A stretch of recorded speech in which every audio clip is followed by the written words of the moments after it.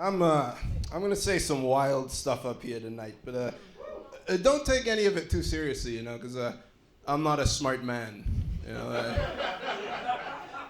Sometimes I think I'm smart, but then I remember I'm from the Caribbean and I can't spell Caribbean. It's a tricky word, man. I don't know. I used to work in a dementia care home, not because I'm a good person or anything like that, you know. I thought it would be a good place to try out new comedy material. You know? Because you can tell them the same joke as many times as you want, you know. It's great. But, no, the job, it actually taught me a lot about dementia. You know, like for those of you that don't know, there's two types of dementia. There's sad dementia and funny dementia. And I was working with a dude named Leonard, and Leonard had hilarious dementia, right? And I think what made it so funny is he believed in himself when he shouldn't. You know, like I just remember one day he was like stumbling and falling all over the place. So I tried to offer him a walking stick, and he got so offended. He knocked the stick right out of my hand. He was like, "Why would I need a thing like that?"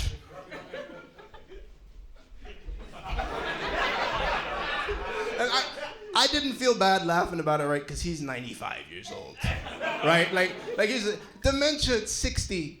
That's sad. You know, dementia at 95. You're not supposed to still be here. You know. I don't know.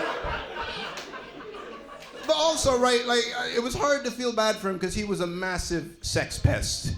You know, like he used to grope all of the female staff.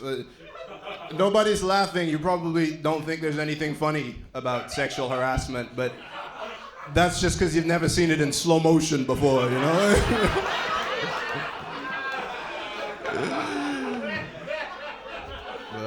No, but it wasn't just that he was slow, right? It was like it was also the fact that, right, like he was slow, but he'd give you warning signs by mistake. Like he'd warn his victims, because you could hear when he was horny, right? Like he'd start breathing heavy and then just say something creepy, right? Like he would just walk into a room and go,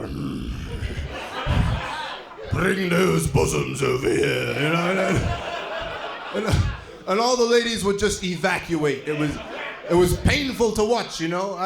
I almost wanted to pull him aside and give him a talk, you know? Like, Leonard, I don't think molesting is for you, man. I don't know.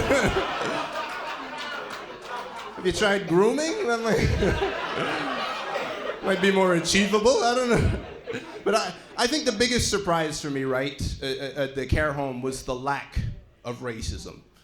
You know, because I don't know, a bunch of white people who grew up in the 1930s, you expect it, you know, but I was shocked.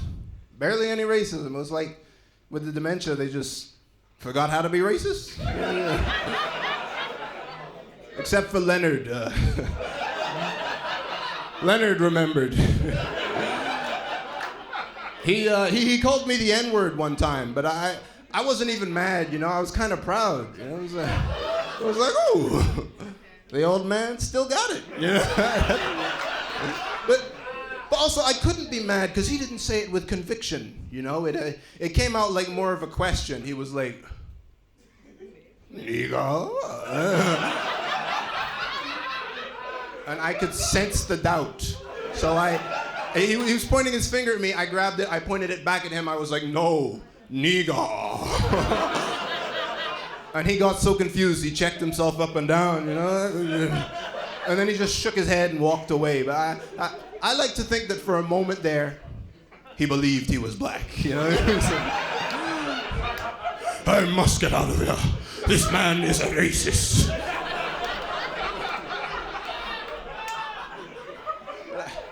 But I just thought the whole situation was so beautiful, you know, so poetic, you know, because this man would have spent his whole life hating people like me, you know, just for the skin that we were born in. And now, in his time of need, who was there making sure that he was treated with respect and dignity? Nobody! I think that's just about 5 minutes. Is that really 5? It's just about... Look,